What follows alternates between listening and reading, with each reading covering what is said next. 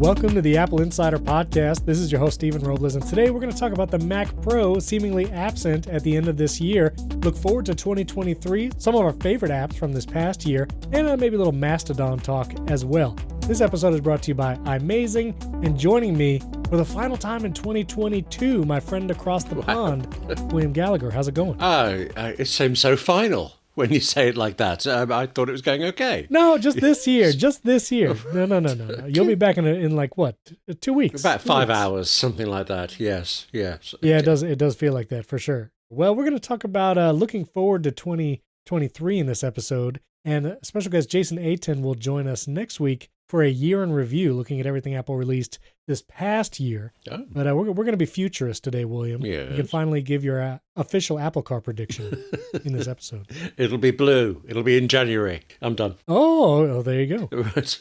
Now, I know that people have been asking for this, so let me play this here real quick. Roasting on an open fire. I'll let you know when it's your cue. Uh-huh. Jack Frost nipping at your nose.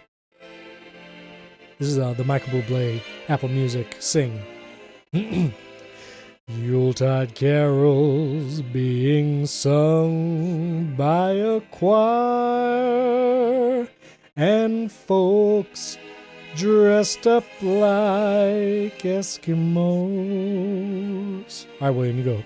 Thinking about it, I think the Apple Car will probably be silver, space grey or silver, not blue. Yeah? I just want our listeners to know I tried. You did I tried doing the Apple Music Sing. I mean, you forget the fact that I've just had a disastrous holiday and I came back to be in your company and have a good time, and then you do this to me, and it's fine. Sorry. No, it's all right. Now, wait a minute. What happened? You did go on holiday and you said it was not so good. What happened? Don't even go there. Oh, actually, that was the problem. We didn't even go. You know that bit at the airport? You didn't go. You've done the online check-in. You're in the queue to go to security, and Flighty on your Apple Watch pops up to say your flight's been cancelled. That's what happened. What? Yeah. British Airways decided to cancel a flight. Yeah, and we were going on a 6-day river cruise from Budapest, and British Airways said, if we were very nice, if we were very good, they would swap us to another flight that would get us 3 days into our 6-day course, and of course, a cruise. But of course, the boat would have been 3 days gone by then, so the whole holiday was scrapped and we drove. No, William, what? But on the upside, the Flighty app is mostly really good. Even after the flight was cancelled, it kept telling us that the inbound version of the flight, it's nearly here. I'm thinking, I don't care very much anymore. I really don't care. It's gone. But other than that, it was far better than Heathrow Airport's own app, for example. There you go. No, there was no other, things that no other flights that were available?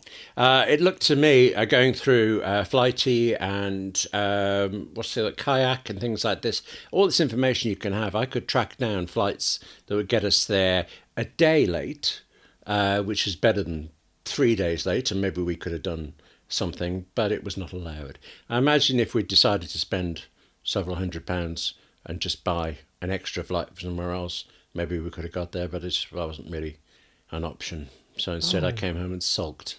That's what I did. Oh my goodness. Were you able to get move your river cruise ticket to another time or get some kind of refund? Yes, we will actually do it about this time next year, although mildly amusingly, It was cancelled last year because of COVID. And at one point during this, it looked like the next December one was full, so it would be 2024. And I don't know what happened to fix that, but it would have been a 4 years late cruise. My mom keeps saying that Angela and I are always going on a cruise, and we're trying, but, it's my first ever one. Oh, my goodness. Was this a AMA Waterways or Viking cruise? It was Viking. You know them. Yeah. I do. I've had the privilege of going on one river cruise down the Rhine. Oh. And it was amazing. It was beautiful. Not helping, but good. Oh, I'm sorry. Okay, all right. Well, let's talk about Apple stuff. That's what we're here for. Lift your spirits. Yes. I'm so sorry. So hopefully next year you'll get to go. My goodness. But seriously, Flighty app, I subscribed for a month for the inbound outbound. Really impressed with that app. So that's a good thing to come out of this. And I will subscribe for a month again the next time I'm going flying. So next year. Yes. It really is a great app. And like live activity wise, it's one of the few that it just works really well and is reliable. Yeah, I was so looking forward to that. But because the flight was also delayed, live activities on Flighty starts only 3 hours before the flight departs, I learned. Right. And the flight was sufficiently delayed that we didn't quite get to that point before it was cancelled. I was really looking forward to my first actual use of live activities, but it was not to be. Next year, William, next year we're going to hear a wonderful story about you on a river cruise, but Flighty will be the highlight of your trip. We'll hear about it next year. Although, by next year, who cares? There'll be all this great Apple stuff out. That's what we'll be thinking about. Forget holidays. Well, we're going to get to that because, well, maybe we'll make some predictions for 2023. Real quick, 1 5-star review shout out to Kiermi from Estonia. Oh, right. Estonia. International review this year, this episode. Very cool. All right, so real quick, before we get to our predictions and looking forward to 2023, a couple news bits. Seemingly absent this entire year has been the Mac Pro. We got that mention earlier this year from Jeff Williams saying it's the last Mac to go to an Apple Silicon transition, but we're now in the final week of 2022. We have literally just 1 week left. No mention of the Mac Pro from Apple. Doubtful, I think, that we'll hear anything about it now. But according to Mark Gurman in his Power On newsletter from Bloomberg, supposedly Apple's pulling back from offering a Mac Pro with an M something Extreme chip inside due to production problems. So this might be what has caused the delays and might even be canceled now. Apparently the complexity, worries over cost, things like that, general recession time. It's like, who's going to buy a super expensive Apple Silicon Mac Pro? So we might not see it till next year, or probably not see it till next year. And even then, it might not have the Extreme chip. It might just have some kind of double M2 Ultra variation with a bunch of GPU cores and a bunch of unified memory. So we'll see. I'm surprised. I really thought we'd at least hear about it sometime by the end of this year. Well, on the positive side, whatever it is, whenever it comes, it'll still be faster and cheaper than the current Mac Pro. It'll be very impressive, whatever it is. Oh, yeah. I mean, that's a pretty low bar from the Intel one from 2019. That's true. That's actually Good 3 grief, yes. 3 years old. The thing is, Apple totally failed here, really. Apple Silicon, 2 years from WWDC 2.5 years ago. Whole range, failed to do it. Apple blew it completely. What do you mean they did fantastic machines otherwise? They failed on that literal promise, but, I mean, you got to let them off. Everything else is so great. Yeah, and I mean, the Mac Studio was something that was not expected. No. At least, until right before it was released. And so, while it might not have made the transition for the Mac Pro, we did get the Mac Studio, and that's actually been one of my favorite products from this year because it powers everything I do here at this desk. So, but we'll talk about what we can look forward to. Mark Gurman did say in 2023, we should see an M2 Pro Mac Mini, M2 Ultra in some kind of device, maybe an updated Mac Studio, and M2 Pro and M2 Max in the MacBook Pro line, which that seems pretty reasonable. Probably maybe fall time or maybe summer, but we'll see. We'll get to that. A couple other pieces of news. The self-repair program has now added the M1 iMac, M1 Mac Mini, and the Mac Studio. And so if you want to try and repair your own M1 Macs, you can now do that. And even the Studio display has been added to the self-repair program. I don't know about you, William, but I have no desire to take apart any of these devices. I would not do it. It's just not going to happen. No, not at all. And I feel Apple knows this, but, if anybody's brave enough, good on them. And everybody has enough money to rent the tools or buy whichever bits and risk a machine going wrong. Well, then it's great for them. And why shouldn't it be? But no, I'm looking down at this MacBook Pro thinking... No, and that M1 iMac, that is a very, very thin computer. And the whole computer part is in like that chin area. I don't want to mess with that. Have you ever repaired like an iMac where you have to like pizza cutter the screen off? Have you ever done that? I've been involved in incidents that were related to this. That's as far as I'm going to go. I did not myself get my hands dirty, but I held dirty hands while it happened. And it was not a success, shall we say. So the first time you do it, it is one of the scariest things. And I literally broke an iMac display the first time. I pizza cuttered it off. I replaced the hard drive with an SSD. Everything was looking good. And when I plugged the display back in and turned on the computer, there was a nasty green line down the middle of the monitor, like an inch wide. And I was like, well, I guess I must have bent it a little too far because that's broke. Yeah. But after that, I've actually replaced maybe 10 or so iMacs because where I used to work, we had a bunch of older iMacs, the kind that were like the unibody, and replacing the super slow hard drive that was like 5,200 RPMs or whatever. If you replace that with an SSD, it is an incredible upgrade to those older iMacs, and they feel much faster. And so part of my gig was just like changing out a bunch of those, and I got pretty comfortable with it. And so I never messed up again. And I did about, you order the iFixit kit, you get the little adhesive strips. And I did probably about 10 or so of those, and I didn't mess them up again. So, but just to be absolutely clear here, none of these Macs were actually yours, so your money wasn't on the line at any point, right? No, none of them were mine. And I would not mess with my studio display or my Mac Studio right now. And I mean, also, the company that you worked for doing this job, they let you do the second one even after the first one had gone awry. Well, the first one was for like a client, not necessarily my actual work, and then the rest of them were for my work. So okay. I guess I kind of practiced on a different client at first. On the client's Mac. There you go. That's yeah. Listen, I bought a new display on eBay or whatever, and I replaced it. And all good. Oh, I see. It was all good. Okay. That's good. all right then. Which those were expensive. Buying just a display only. I can imagine. I basically made no money on that repair because it was like $250, I think, just for a display on eBay. Not cheap. That's cheap, but pretty good price for what you get, isn't it? An iMac display is amazing. Yeah, I mean, it was a Retina one, so I mean, it's not, it's pretty good display. I won't be taking apart any of my computers. No. I get AppleCare on pretty much everything. I even got it on my studio display, even though it's just sitting here on a desk, because it's a studio display. I don't want to ever have to worry about trying to fix something myself. So, are you an AppleCare guy? Do you get AppleCare? No, I should be for certain things, but I just am not. Over the years, the budget has been such that AppleCare made the difference being able to get something or not.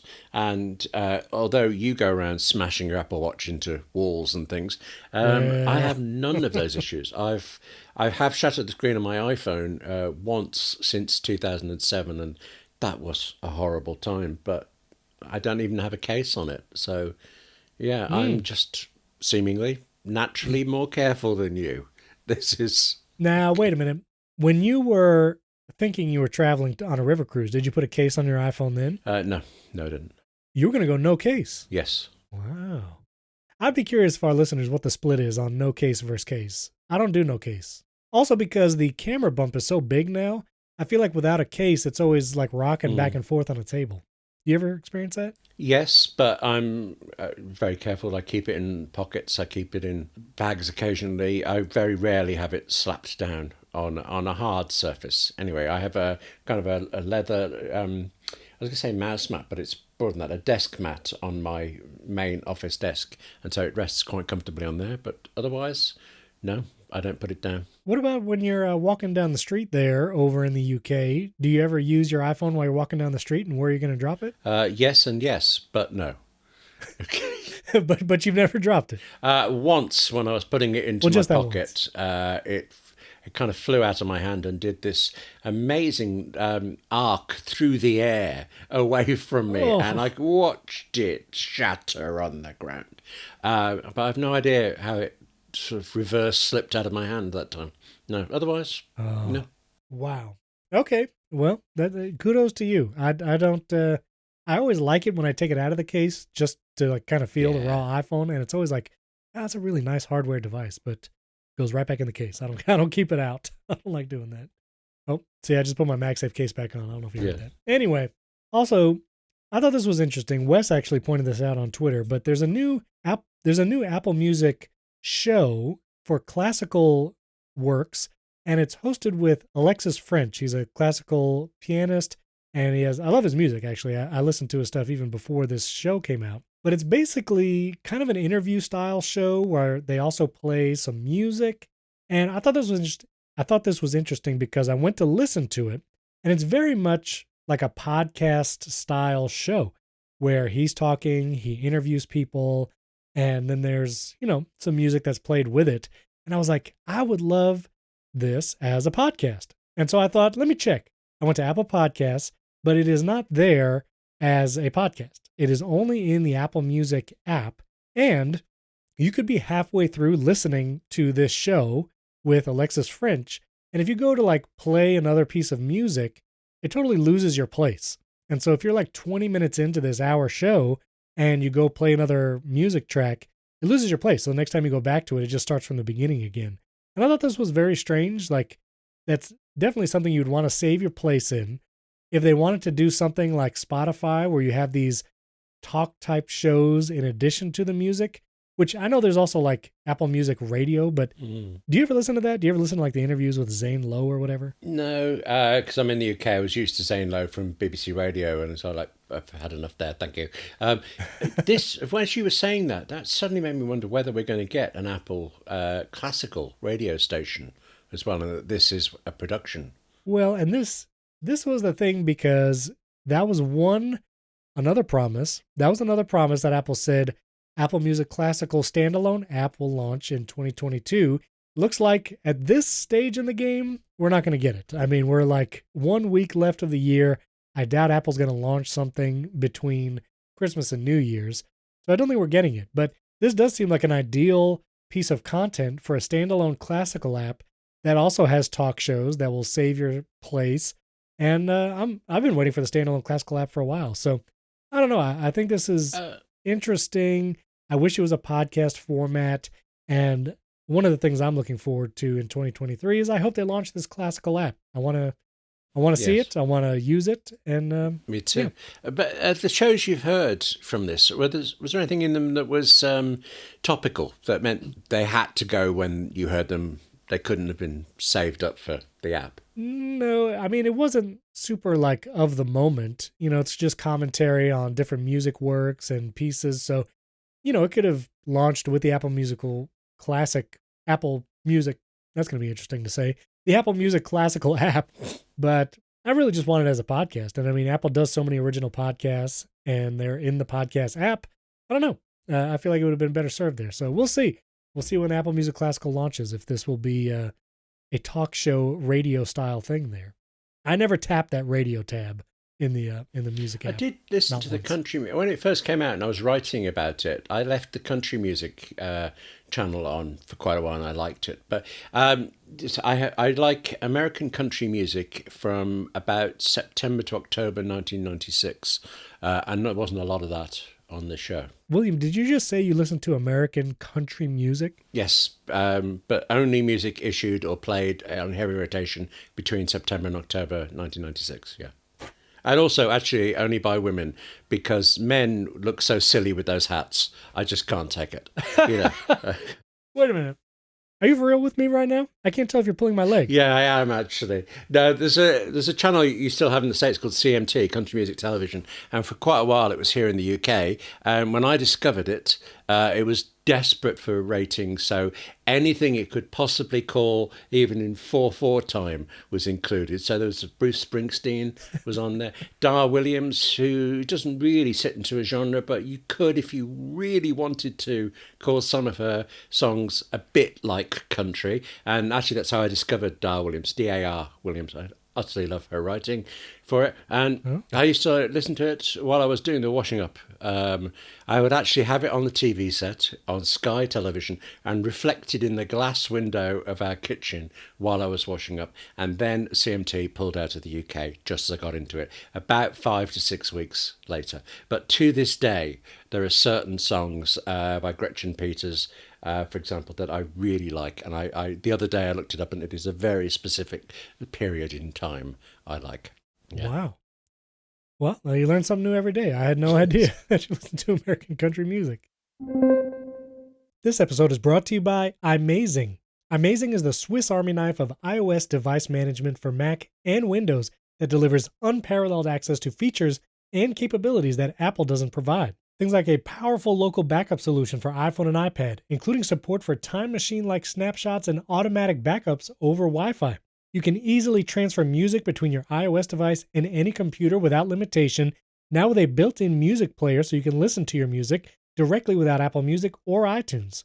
And iMazing is the best way to move files from your computer to your iPad or iPhone with Quick Transfer, a free feature of iMazing. One-click drag and drop is all it takes to get any file into any iOS-supported app on your device. You can also browse and export iPhone messages or WhatsApp, and you can export those to PDF, Excel, or plain text for safekeeping or compliance purposes. Plus, they have advanced tools for geeks and developers like extracting log files, view the device's real-time console, browse and open system files, and a ton more. iMazing is constantly updated with new features. It's handcrafted in Switzerland by Apple fans who enjoy supporting the latest iOS, iPadOS, and macOS features. You could try it today and learn more at iMazing.com. That link is also in the show notes. Go to iMazing.com and try it for free today. Our thanks to iMazing for sponsoring this episode. So real quick, wanted to talk about weather apps because Dark Sky, if you remember, I think it's like 2 years now at WWDC, Apple acquired Dark Sky, was incorporating the features like precipitation forecasts and all that into the stock weather app. And now Dark Sky is going to be sunsetted at the end of this year, which is like in a week. So if you still use the Dark Sky app, you will not be able to once we enter 2023. Now, there are lots of options out there for weather apps. And we have an article, I'll put the link in the show notes, that talks about the several apps. The Weather Channel app, which I find kind of obnoxious. Do you use the Weather Channel app? No, I was a Dark Sky user, then I'm stock weather app. When the last revision of it was done, and it visibly absorbed all of Dark Sky's ethos, that's when I did it. So a Weather Channel I've seen online, and it looks quite ugly even online, so I can't imagine using it in an app. Yeah, it is quite ugly. But anyway, you have the Weather Channel app. There's a few others in the article, but Carrot Weather is also the very popular app, especially for widgets, and the Apple Watch app. Carrot Weather is very popular. I use the stock weather app too. I just find that it's been really good. The precipitation forecasts have been pretty spot on, at least here in the States for me, even in Florida, where it could rain for 5 minutes and then not for 3 hours and then rain for 5 minutes again. So stock weather app has been really good. I should say, actually, stock weather app is not good here in the UK for rain starting in 7 minutes, ending in 11. It tries and it tells you that stuff, but it's generally wrong. But in exactly the same way that Dark Sky was. I think there are fewer weather stations here. It's more of a microclimate. It's a gorgeous feature where it works, but it doesn't happen to work here. And actually, speaking of gorgeous, I think the design of Apple's new thing, even the subtlety of the animation and stuff. There's a developer who calls herself Naval Swift. Mm-hmm. I'm presuming Swift is a reference to the language, not her real name, but she's on Twitter as Naval Swift. And she talked about, at some point, whenever this first came out, of the effort that went into the redesign of it. And I think Apple did a marvelous job. Yeah, I agree. I really like it. Although it's also been buggy for me since 16.2, which I'm not going to complain about it again here, but my entire HomeKit home has now lost 21 devices again. 21 devices are showing no response. After I factory reset them all and repaired them, it's ridiculous. I don't even know what's happening. Yeah, I'm a bit fed up of HomeKit at the moment. I moved Wi-Fi networks, I put in an Eero thing, and I've got everything back bar one light. And I just tried to connect. I like being able to walk into a living room at this time of year and say, "Hey, Iris," or something very similar, "it's Christmas," and have all the Christmas lights come on. And I got it to work for an hour, and then it stopped. And so I'm just fed up of devices not responding or not connecting. Yeah. It's just, and what is wrong with our porch? Why can't HomeKit find our porch light? Why? It's bad. 16.2 has been buggy, I think, in multiple areas. The home app, especially for me, but also the weather widget. A lot of times I have a weather widget on my home screen, and when I unlock my phone, it just doesn't show anything. It'll just say no weather data. Oh, really? I have to tap it. It's weird. 16.2, kind of a thumbs down for me. It was not great, but indeed. What are you going to do? You know what I mean? I'm not going on the beta. Not doing it. Are you doing that? Are you on the 16.3 beta? Not deliberately, no. Right. No. It's never on purpose. You just find yourself on it somehow. Yes, it has happened. Yes. Yeah, it's so interesting. Yeah, just how that happens. Now, I've had several requests from our listeners and followers on social media. They're asking if you're going to join Mastodon. Are you going to join Mastodon? Oh, you mean me specifically? They're asking. Oh, that's very. Yeah. No, you're the only William I'm talking to right now. I mean, yeah, you. Are you going to join Mastodon? I did just look over my shoulder to see who you meant, but yep, I've been on Mastodon for 3 weeks, 4 weeks now or so. Oh, you have? Yeah, I like the people I meet on there. We chat a little bit. It seems to have coincided with my doing less social media, which is unfortunate. I don't feel like I've really explored it very much. Like I don't think I've even found you on there yet. I take it you're on. I am on there, but now I'm searching for you. Let's see. I'm at wgallagher at home.social. And I chose that home.social very carefully. I copied a poet here in the UK, Jonathan Davidson, the poet, mentioned it gone on. I thought, well, if he knows that one, I'll do that one. So lots of research went into that. Wait, so it's at what? At wgallagher at home.social. Okay. Do you not have a profile picture on here? I just see an elephant. Do you know, I can't even remember. That sounds quite likely. Okay. Well, I'm now following you. So all of our listeners. Here's a way to check. Have I just blocked you? Oh, that might be it. That might be it. Yeah. I haven't. No, I think I just followed you. I think I found you. So for all of our listeners, William is on there, and it's at wgallagher at home.social. I don't want to get into Twitter, William. I'm not gonna get into it. But no, that's not. There's been a mass exodus. Not even an exodus, but just people saying, not going to tweet on here anymore, not going to be active.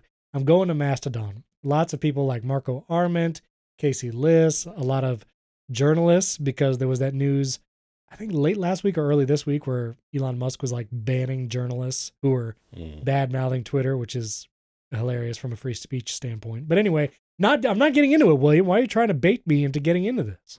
I'm not going to get into it. I wasn't even listening. I was adding it back on Mastodon, finding that you'd followed me and following you back. So, okay. Oh, very good. Okay. Mastodon is not as user-friendly as most other social networks, but it's getting better. And I find that there's more and more people on there. Yeah. Not as many as Twitter, obviously, just yet. I also find Mastodon is not great for real-time communication. There was a Tapbots post. I don't know. What do we call a Mastodon message? What is that? It is a... Well, some people keep calling them toots, but that doesn't seem to be catching on. So I don't know. I mean, toots is what people call tweets. Is it? I thought. Oh, okay. Well, maybe people are calling it toots. Let's call them tusks. Okay. We'll say... I see where you did that. Yeah, okay. That's what my mind went to Fleetwood Mac there, you see, so I was just slightly confused. Oh. Yeah, maybe we can get tusks to catch on. It's kind of hard to say, tusks. Anyway, Tapbots, the makers of Tweetbot and Pastebot, they're making an app for Mastodon, which is very similar to Tweetbot. It's called Ivory. See, with the tusk, you know what I mean? And they've been releasing like beta access through test flight periodically. And whenever they announce it, it fills up almost immediately because everyone wants to use a good app. Because right now, Mastodon doesn't have a first-party app. There are some other third-party apps that are pretty good, like Mammoth. You know, Tapbots is well-known, makes great applications. But I was following them, and they said, all right, we're gonna tusk out. No, that's not going to work. It's not going to work. We're going to post in an hour the link to our test flight and like mark it down, and then you can get access if you're quick enough. And I said, all right, I'm going to set a reminder for an hour from now, and I'm going to like get in there on the beta. I set the reminder, went for an hour, went back to Mastodon. I went on the website, so I wasn't even trusting any kind of third-party API or whatever, and it just would not show up. The post from Tapbots wasn't showing up, and it wasn't until 15 minutes later that it finally showed up in my feed or whatever for Mastodon, and I was like, for real time, this is not great. But I have now since got into the Ivory beta, or I guess it's even an alpha right now. Just earlier today, they opened up some more test flight spots, and so I got in there right away. I actually just kept clicking the test flight link directly, not even waiting for the Mastodon post. And I finally got in, and I will say Ivory is great, and it is a wonderful client for using Mastodon like a social network. But Mastodon still has a long way to go. Things like GIFs and media are kind of weird and take a while to load. A lot of times pictures are blurred out at first and you have to tap it to load. So again, not great in a lot of areas, but it's an alternative. Like it is a viable option. And I've been on there a little more, and I will put William and my Mastodon handles in the show notes in addition to Twitter. But, gonna try and keep using it, Yeah. Like I say, I like the people I meet on it. Yeah. So let's do it. Yeah. And they're doing good. And, it is interesting because you can make like your own server, like the MacStories.net guys. They actually have their own Mastodon server, and they're all like Vitici at MacStories.net on Mastodon. And what's nice is like because it's an independent server, like even if Mastodon shuts down some of their main servers, like they'll still be able to be there and people like us could still follow them. So it's I don't know if decentralized is the right word, but it's that works. Federated. Is that another word? No, decentralized. It reminds me of the way the whole internet was supposed to be self-repairing if a center goes out. Back when what was the precursor to DARPANET? Was that no ARPANET? That was the whole design of the internet. You can lose a center and it all continues. It's the same. Well, it's not bad. So I'll put our Mastodon links in there. I've been on there trying to be more active on it. Okay, so let's do a little retrospective here on 2022. Next week with Jason, I'm going to be talking about more like the hardware, the events, and some of the feature set or whatever. But I thought it'd be interesting to talk about kind of our third-party app use cases. For this last year, where have we landed on maybe our most used apps or still our favorite apps or ones that have had big updates, significant updates this year. And I feel like there's some excellent ones out there, and we've talked about these probably in the past, but I do have to mention Pixelmator is just killing it. Yes. Killing it. They added the video editing on the Mac side. They also added some kind of like machine learning something or other. The debanding thing. Debanding. Yeah, I've never heard the term, and I'm looking at their press release thinking, I don't know what this is, but then they show you an example, and it's a reasonably low-res JPEG where the blue sky is actually quite stripy, and suddenly when you see it, you think, oh yeah, I've seen that a lot for it, and this just fixes it for it. Yes, it's very impressive. It is amazing. Pixelmator, both on the iPad and the Mac. You can even get it on the iPhone. But if you have different not used versions for it. Pixelmator Pro is still Mac only, isn't it? But there's Pixelmator Photo, and there's a kind of just Pixelmator that I think is still around for the iPad that has so many great features on it as well. It's an amazing company, I think, and they keep pumping out really strong updates. It's great. It is amazing. And, they integrate with shortcuts, especially for things like removing background, which is built into the OS now, but I still find Pixelmator's is really excellent. Pixelmator all the way. They have just killed it this year. A big shout out to Pixelmator. I also want to give a shout out to Ferrite because they had a big update just at the end of this year. They released Ferrite 3. Canis, the developer, he was on the show several years ago now. But this Ferrite 3 update is amazing. You can edit at up to 2x speed. There's an entire visual overhaul of the library and the like navigating your projects and templates. It is just amazing. And Ferrite is what I use to edit the podcast every week. This, HomeKit Insider, and 2 other shows. Literally, that's all I use to edit is Ferrite 3. And I love it. It's amazing. I love using it with Universal Control because as I do chapters for this show, I will literally have AppleInsider pulled up on my Mac, and I'll have all the articles that we talked about.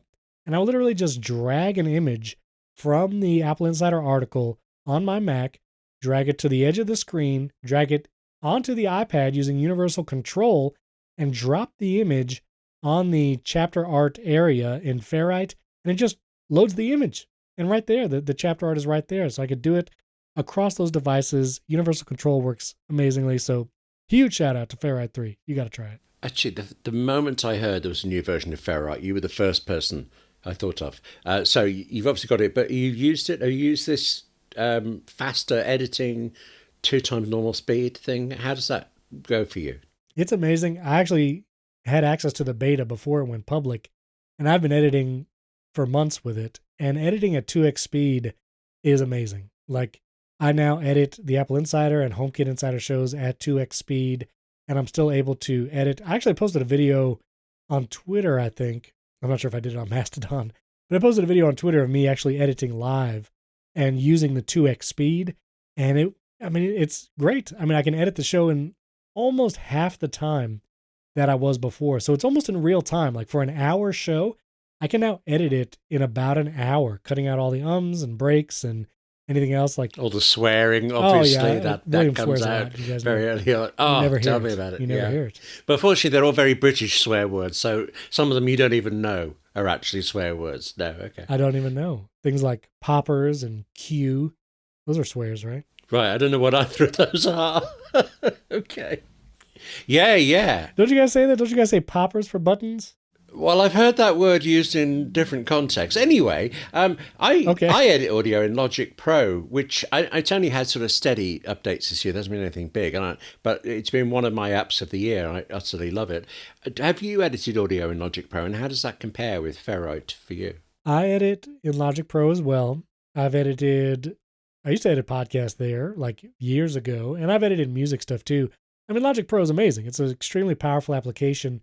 But when it comes to just making those quick cuts and snapping the timeline so like it eliminates the space, yeah, it's just several steps in Logic where it's not in Ferrite. Like I can literally drag with the Apple Pencil in Ferrite, select all the tracks, delete a section, and then there's a ripple delete option, which will literally move all the tracks in time to take up that space. And so there's no more blank space. And like that's literally a one Apple Pencil move in Ferrite, where in Logic, I mean, it's a couple clicks. I forget exactly how many it would be, but that's the kind of stuff that makes Ferrite much faster for me. So that sounds like the magnetic timeline in Final Cut Pro. You edit something and everything shoves up. I love that. But key word there, you said Apple Pencil there. I take it, would you say an Apple Pencil is essential for Ferrite on the iPad? Definitely. I would say like I've edited with just the Magic Keyboard in Ferrite, just trying to do that. And it is not as fast. It is not as useful. Like I really find the Apple Pencil makes editing podcasts in Ferrite super fast. If I was just using the trackpad and the mouse, like it would not be the same. So definitely Apple Pencil. I've done it with my finger editing in Ferrite. There was an emergency. How can you have an audio emergency? But I needed to do some audio work very quickly, and Ferrite was anything available, and I used my fingers to do it, and I liked it and it worked, but it didn't feel as brilliant as you've made it sound. And now I realised actually this is another reason why I should consider an Apple Pencil again. You really should. Wait, do you have one for your iPad Pro? I bought one of the original Apple Pencils, first generation one, so it doesn't work with my iPad Pro from last year, but I gave it to my wife Angela, who hardly ever uses it either. So yeah, I mean, my handwriting is so poor, I'm never going to use it for anything other than control. No. So it's an expensive control when I have a cheap finger to prod at things. I mean, I literally only use it for Ferrite. That's the only thing I do. Or if I have like a document, like a PDF that I need to sign and fill out for some kind of like medical thing or whatever, then I'll bring it into GoodNotes and I'll use the Apple Pencil for that. But really, it's only Ferrite for me. Also, I have to give a huge shout out to Fantastical, which obviously we've talked about it before. It's an amazing calendar app. But this year, they adopted focus filters with iOS 16. They were like right on launch. They had focus filters available, and they are amazing. I use Fantastical for lots of reasons. It's really just excellent. But the focus filters integration and that update was amazing. And also, like, I don't think you can do this in the stock calendar app, but like just the ability to hide an event. Do you use Fantastical? I forget. I actually stopped this year. When it came up to renewal of the subscription, it just hit at a moment when I had subscription fatigue. And also, I've been using Setup, which includes BusyCal, which is another excellent calendar app. And I thought, why am I paying for two? I will try to just use BusyCal. And no offense to BusyCal, but I find even with it there, I'm calling up Fantastical's little pop-up menu drop one so often, and I'm only occasionally hitting features that I'm missing, but it's enough that I'm going to go back onto Fantastical. And you said it was focus filters and things that came in since I stopped. I'll be looking forward to trying those out. What do you use them for? This hiding of events that you don't want to face up to?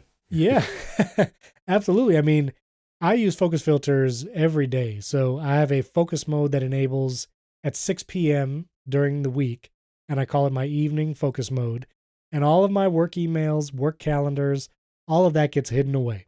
And so if it's Fantastical, if it's my mail app, all of those inboxes and calendars just hide. So I don't see any work stuff after 6 p.m. Then I also have a weekend focus filter where, again, all of my work accounts, email accounts, and mail calendars, like it all gets hidden, but I still can see my personal events. So events that I share with my spouse or with my kids, things that are scheduled for the weekend that I still want to see, I still see those. And I don't see all of the work stuff.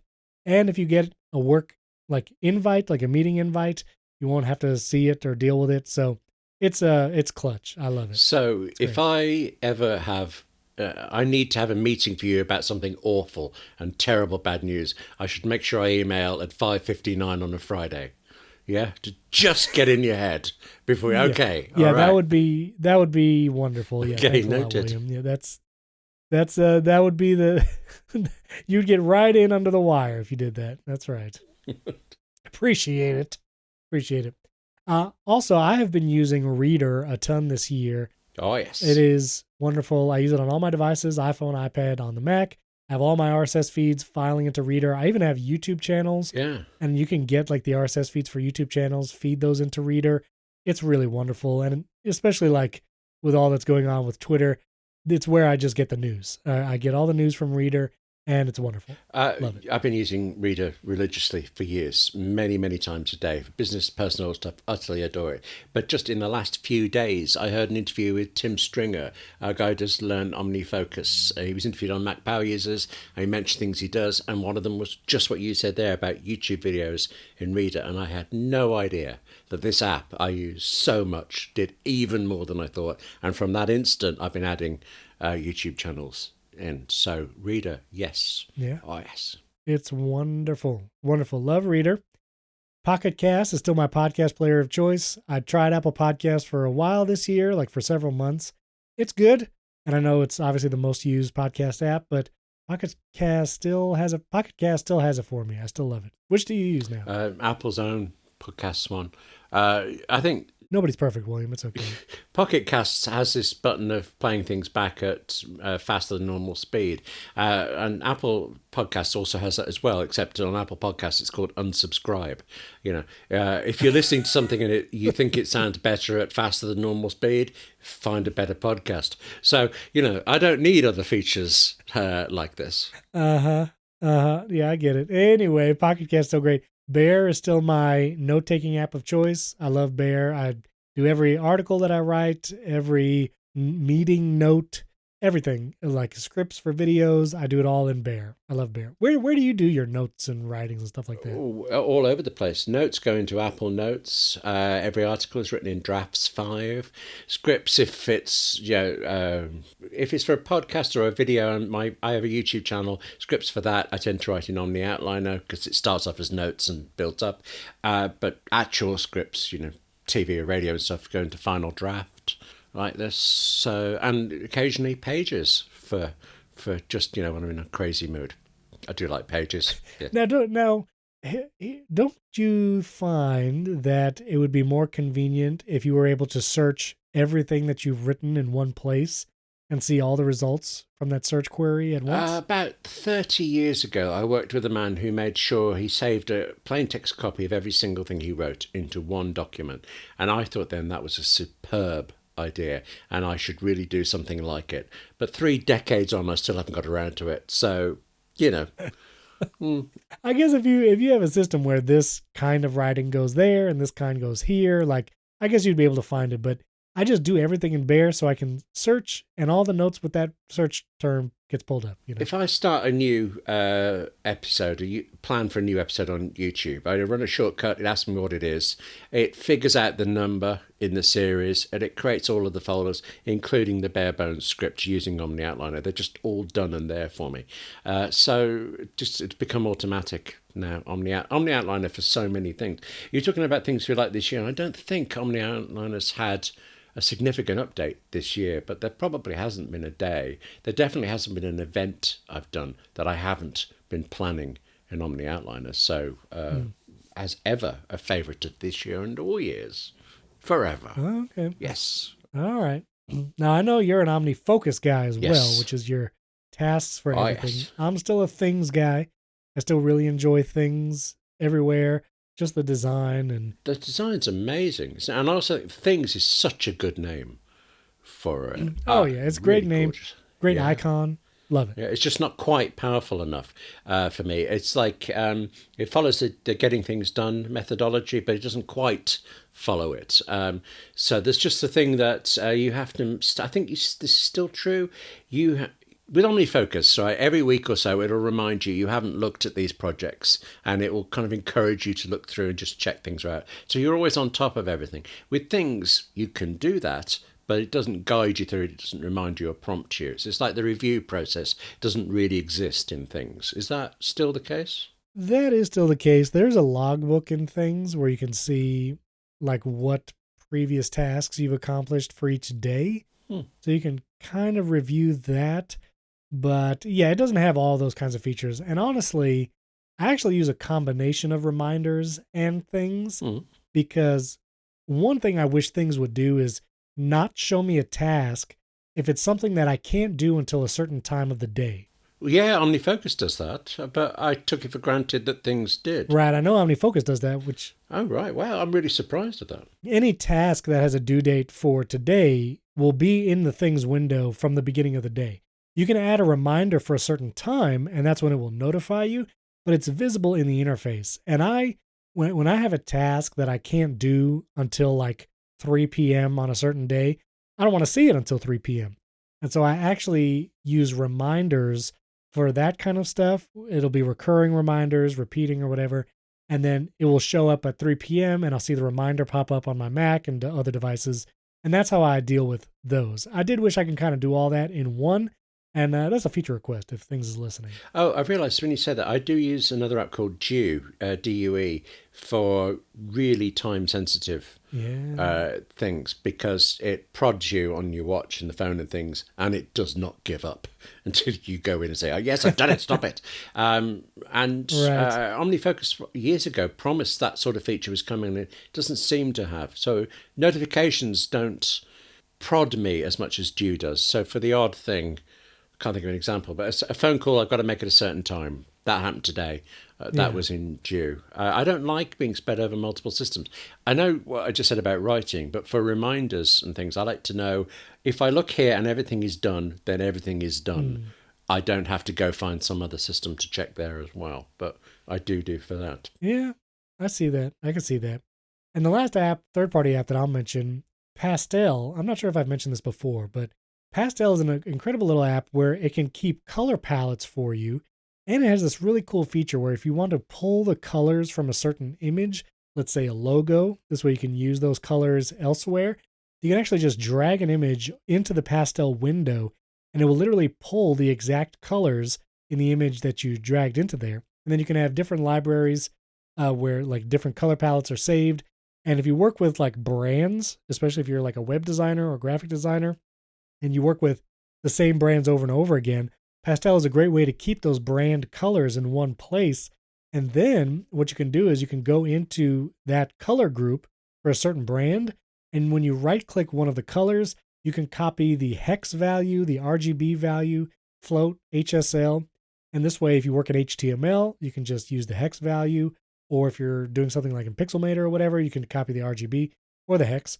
And I just love it. Like, it's a really convenient way to keep brand colors in one place and quickly access them and copy things that are useful, like hex codes. Wonderful. So how often do you find yourself ripping off brand colors from other sites then? Well, not from other sites, but like, so for my movies podcast, I dragged the podcast artwork into Pastel and it pulled the dominant colors from the artwork. And then whenever I'm going to make something for that podcast, whether it's a social media graphic or whatever, I'll go into Pastel and I can choose any of the 4 dominant colors, copy the hex value, and I know it's the exact color from the brand and you're good to go.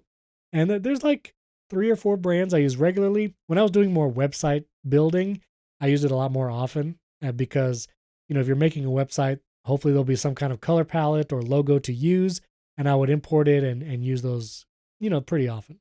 So it's a really cool app, Pastel. We'll put links to all of these in the show notes. And now you have a couple listed here. I recognize one, I think. So tell me about your third-party apps of choice. Well, I think the quickest one is Mars Edit has just had a really nice update. It's a Mac-only, I suppose, word processor for blogs.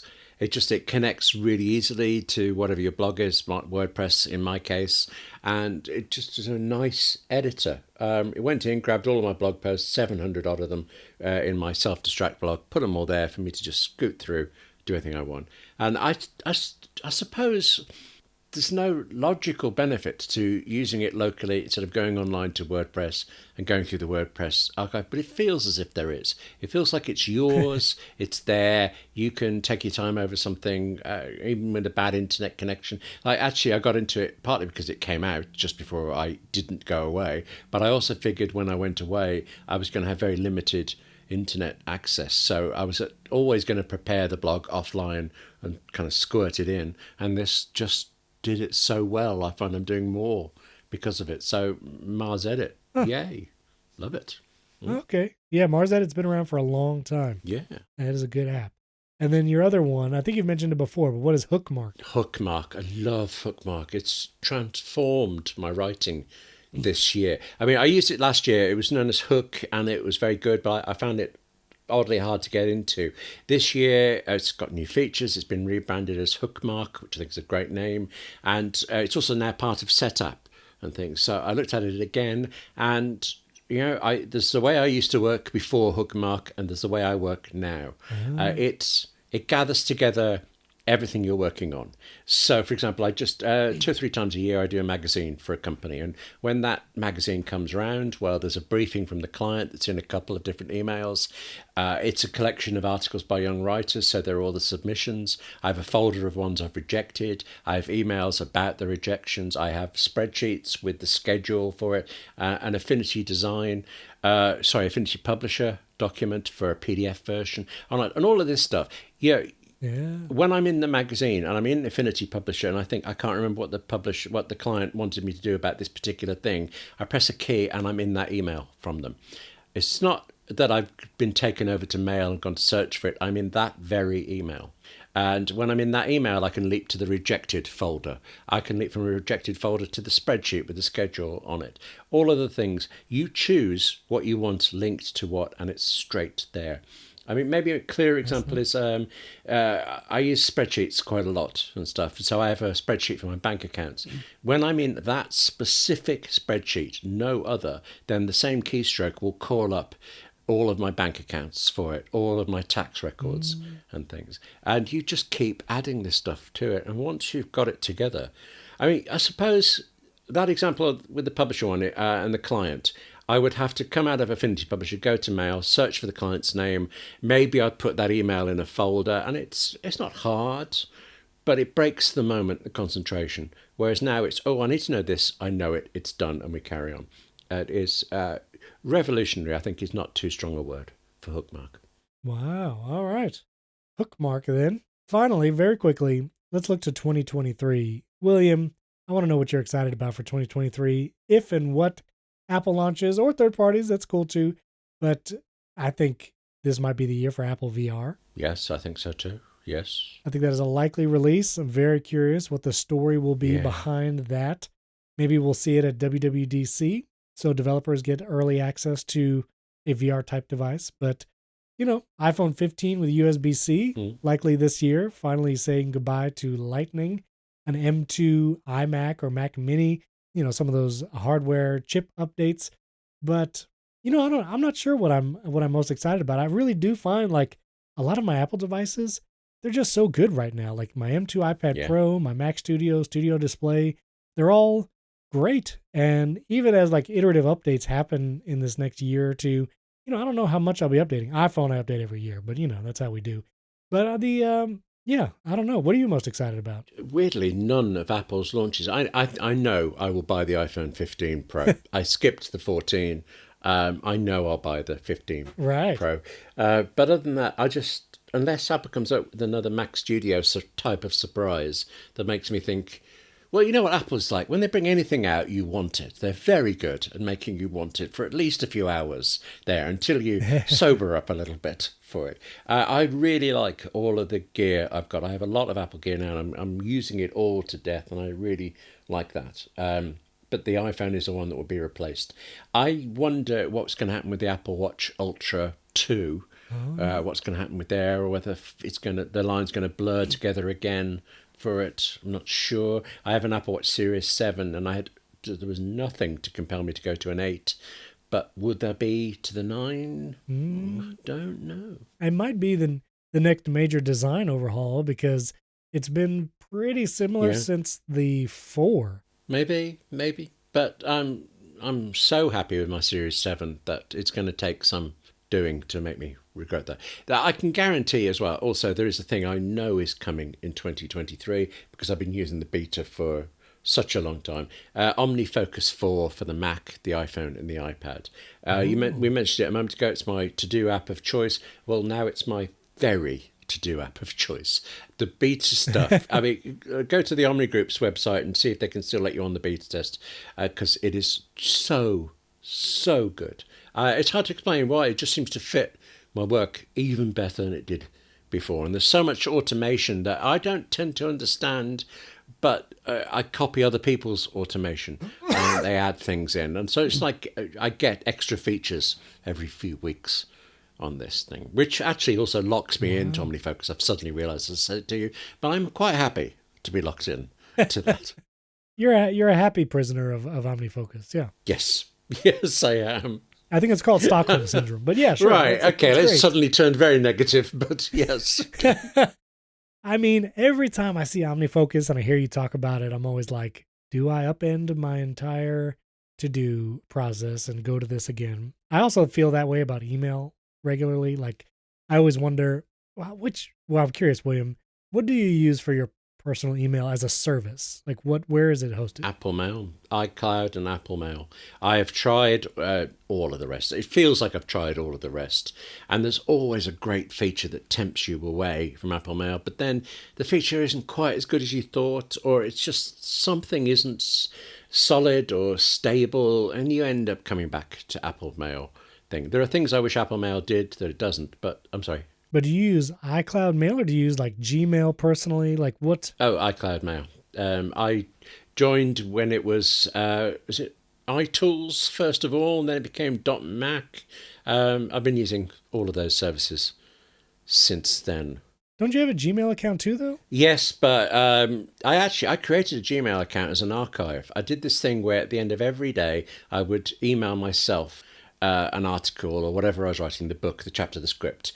And I would email it from that account to that account, and any email from anyone else was instantly killed. So that was this pure, unfettered list, except Google decided no. And it started spreading that around as my email address. And so suddenly I'm getting emails from people. And then I'm meeting people who were saying, why do you never respond to emails? And the whole archive thing was destroyed by Google's Gmail systems. I use Gmail where I have to with certain clients, and I find it's powerful, but it's not like it's powerful for me. It's like it's powerful for Google. Isn't it? There's this weird thing that if somebody gets your address almost right, it still works. Well, I get a lot of spam that's almost my email address for it, and it's just, what is the point of Gmail? So fed up with that. Have you used the custom domain thing for iCloud Mail? I remember looking into it when it started, actually, and I'd totally forgotten. It didn't work when it first came out. It was like in a beta test, something was stopping me doing it, and I kept meaning to go back to do it, and I had entirely forgotten until you said that. Have you been using it, and is it great? No, I tried to set it up for a while, and it was okay, but you can only set up a limited amount of domains, and I have a problem with domains, William. I have like many domains that are like active for my email. So I need something like either Google, like I use Google I use Google Workplace right now, but I've always been tempted to go to Fastmail, just cut it with Google entirely. So I don't know what I'll do there. So you're going to get Apple VR if it comes out this year? Yeah, if they can convince me that it's useful for something. It's the killer app. That's what I can't imagine. Yeah. And I'm sure if anybody's going to imagine it, it will be Apple. But, I've used VR and it's very impressive. Yeah. Really not sort of, I don't yet imagine putting a headset on first thing in the morning and being in it all day doing my work. And I think it kind of has to be something like that if we're going to spend thousands of pounds, or thousands of dollars rather, on this kind of thing. We'll see. Hopefully this year. But thank you, William. It's been a great year. 2022. I will see you again in 2023. That is not some kind of finality. I'm glad you said that. Thank you. Nice talking to you. Okay.